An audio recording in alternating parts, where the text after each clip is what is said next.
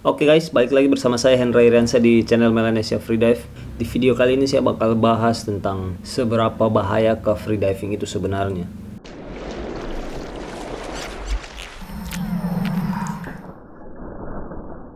Bahaya nggak sih itu freediving? Kok bisa sih orang menahan napas selama itu nggak ada efek sampingnya kah? Atau bagaimana sih caranya kita mensiasati itu supaya si freediving yang kalian anggap bahaya ini bisa tetap menyenangkan, bisa tetap dinikmati dengan aman, dan yang paling pentingnya adalah kita tetap sehat walafiat ya sampai sekarang. Nah, video ini khusus buat kalian yang masih bertanya-tanya apakah ini bahaya atau tidak. Tolong disimak video ini sampai habis biar semuanya bisa clear. Bahwa tercatat freediving ini kan sebenarnya masih termasuk kategori aktivitas olahraga yang ekstrim, dan menurut saya sih sebenarnya kebanyakan orang taunya seperti itu, akhirnya membuat freediving ini mempunyai konotasi yang memang agak sedikit jelek ya di mata orang-orang umum, bahwa menahan napas itu memang berbahaya dan sangat berbahaya. Nah, kita ngomong lagi soal bahaya tidak bahaya. Secara medis memang mereka mengatakan bahwa manusia jika menahan napas lama itu memang akan terjadi sesuatu dalam kita punya sistem pernapasan dan mungkin bisa sampai terjadi cedera. Benar, itu benar. Makanya ya secara keseluruhan kita bungkus memang bahwa freediving memang sangat ekstrim, tergolong olahraga aktivitas yang sangat ekstrim. Tapi balik lagi, makanya dari bahaya yang ada ini muncullah beberapa guidance yang dalam artian akan memandu kita supaya melakukan aktivitas freediving itu tidak sembarangan, dan memandu kita, melatih kita untuk melakukan aktivitas freediving ini dengan baik, dengan aman, pastinya buat diri kita sendiri dan orang-orang yang ada di sekitar kita. Nah, kita ngomong soal bahaya, artinya kita coba hadapkan face to face antara bahaya dan solusi di dalam konteks freediving. Bahaya apa enggak ya? Menurut saya seperti ini solusi menurut saya. Bahaya yang paling sering terjadi itu adalah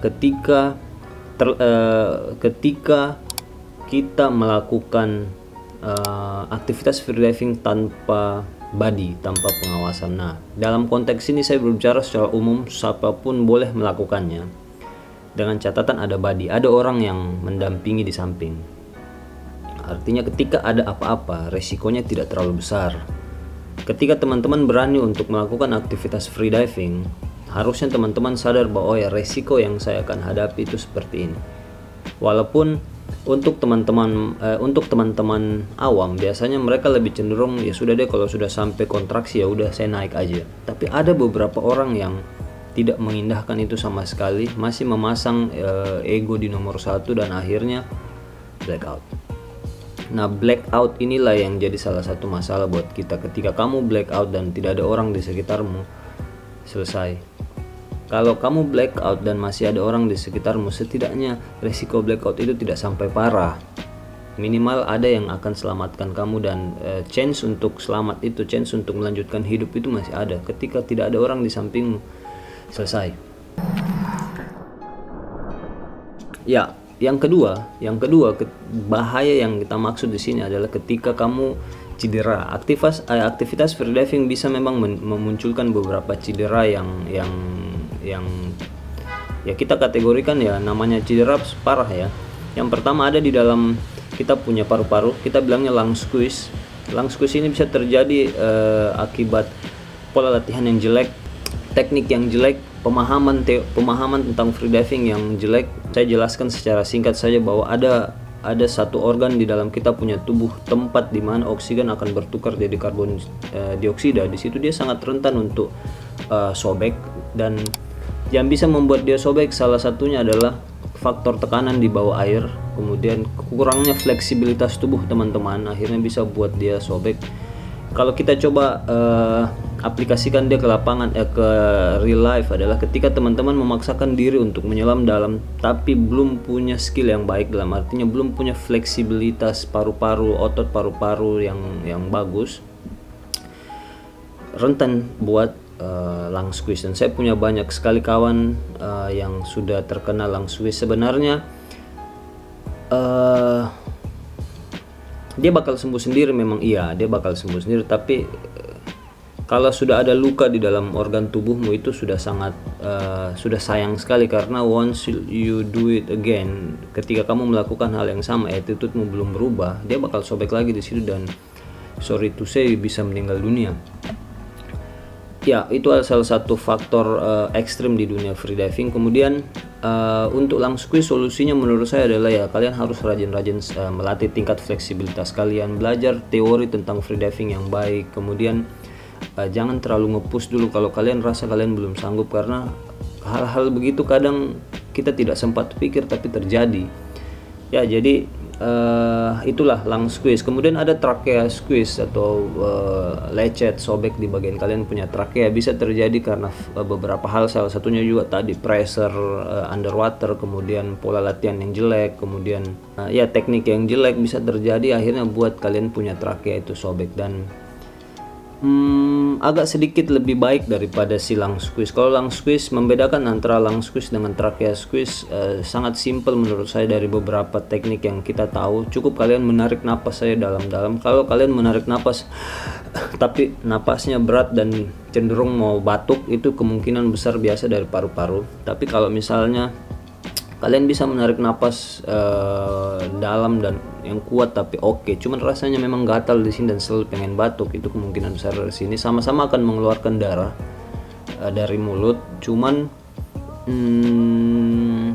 perbedaannya itu tadi, jadi napasnya kalian mungkin agak berat.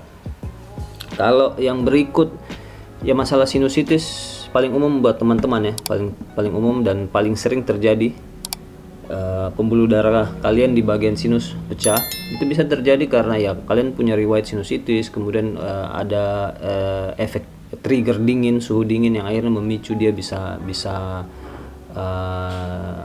kambuh lagi. Kemudian bisa terjadi karena memang mungkin dia ada sedang tersumbat, kalian lagi flu atau apa segala macamnya, akhirnya kalian push, force, equalize dan lain-lain, akhirnya dia sobek, bleeding.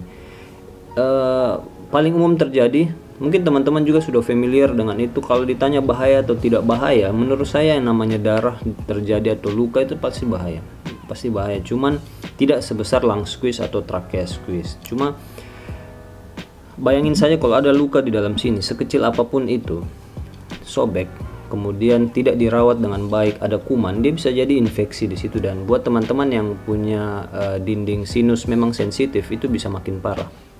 Jadi kalau biasa teman-teman bleeding atau ada sinus atau darah di sinus, menurut saya naik ke darat, kemudian kalian bisa bilas dengan air putih, air bersih. Kemudian ya sudah, lebih baik begitu, menghindari. Kalau kalian rasa kayak misalnya badan kalian mulai demam atau apa, silakan minum antibiotik atau langsung kunjungi dokter, saran saya. Kalau masalah sinus dan lain-lain, lebih baik kalian kunjungi dokter THT untuk periksa. Itu bukan hal yang tabu. Jadi jangan kalian takut, kalian dibilang penyakit tuli atau apa segala macamnya. Itu memang sama kayak mobil yang harus dirawat berkala. Kita harus ke bengkel, kita harus ke dokter untuk ngecek kita punya saluran-saluran sinus, saluran pernapasan, kuping dan lain-lain. Oke. Yang berikut masalah bahaya menurut saya, yang terakhir menurut saya itu adalah ketika kalian training di laut tanpa menggunakan buoy atau tanpa menggunakan alat bantu safety. Jadi buoy ini sangat penting menurut saya karena banyak manfaatnya buat kita, selain ya membuat kita bisa istirahat di situ, kemudian penanda area kita main, tempat menaruh barang-barang kita, dan banyak hal yang bisa membantu dengan hadirnya si buoy itu di laut. Dan menurut saya ini akan sangat membantu mengurangi resiko besar yang akan terjadi ketika kita bermain di laut. Oke, jadi saran saya, solusinya adalah kalian usahakan punya buoy sendiri. Bisa kalian beli, sudah banyak yang jual di marketplace, beli saja, atau kalian pakai ban dalam, kalian coba create sedemikian rupa supaya itu bisa jadi buoy buat freediving. Dan ya harapan saya bisa mengurangi resiko-resiko yang terjadi di dunia freediving. Ya kurang lebih begitu menurut saya di video kali ini. silakan teman-teman pahami baik-baik bahwa freediving ini sebenarnya sangat bahaya buat kita semua, tapi akan sangat menyenangkan jika kalian tahu bagaimana cara melakukannya. Itu aja sih menurut saya. Jadi saya sudah buktikan, teman-teman yang lain semua sudah buktikan. Kita sudah bertahun-tahun di freediving, bukannya kita malah jatuh sakit, tapi malah membuat kita sehat, karena mau tidak mau latihan pernapasannya kita membuat sistem pernapasan kita jadi lebih baik. Kemudian secara mental juga kita jadi lebih tenang. Kemudian ada malah yang gara-gara freediving akhirnya berhenti merokok, memaksa dia untuk pola hidup lebih sehat, untuk support aktivitas freedivingnya dia as a sport. Kemudian banyak hal. Jadi intinya pelajari teorinya baik-baik. Kemudian never freedive alone. Kemudian freediving akan sangat menyenangkan buat kita semua. Silakan untuk belajar freediving, silakan lakukan freediving di luar sana. Jangan takut bahwa freediving ini tetap aman buat kita semua. Silakan latihan dengan body kalian, silakan latihan dengan coach kalian. Jadi jangan pernah takut untuk memulai latihan freediving. 2021 saatnya untuk kalian yang baru untuk mencoba hal baru di dunia freediving. Cukup sekian video dari saya. Kalau kalian suka video ini, kalian boleh like, share ke teman-teman kalian semua. Jangan lupa subscribe channel Melanesia Freedive. Kalian subscribe di bawah, kemudian aktifin loncengnya. Kalian komen di bawah ya, video apa lagi yang kalian mau, atau tips apa lagi yang kalian mau untuk saya coba bahas. Bakal saya pertimbangkan. Kemudian sampai jumpa di video selanjutnya. Saya Hendra Irensa pamit, bye bye.